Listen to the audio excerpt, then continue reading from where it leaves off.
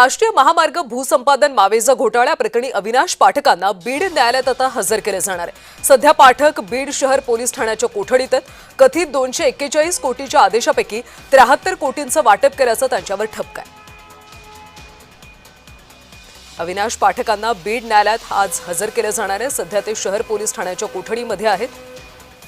कथित 241 कोटींच्या आदेशापैकी 73 कोटींचं वाटप केल्याचं पाठक यांच्यावर ठपका आहे। राष्ट्रीय महामार्गाच्या भूसंपादनामधला हा मावेजा घोटाळा, या प्रकरणी पाठक यांना आज बीड न्यायालयात हजर केले जाईल। त्यामुळे आज कशा पद्धतीने सुनावणी होते हे पाहणं महत्त्वाचं आहे। याबद्दलची अधिकची माहिती देत आहेत आमचे प्रतिनिधी अमीर हुसेन। अमीर, काय अधिकचे अपडेट्स आहेत?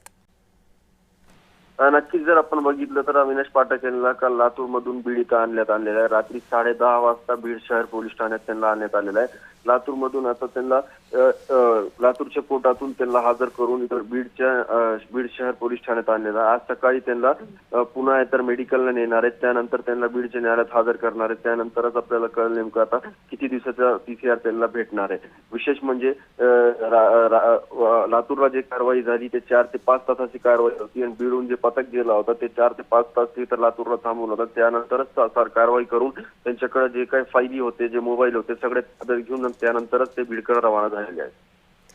आमिर, धन्यवाद या माहितीसाठी। तर सध्या पाठक हे बीड शहर पोलीस ठाण्याच्या कोठडीत आहे। आज त्यांना न्यायालयात हजर केले जाणार आहे।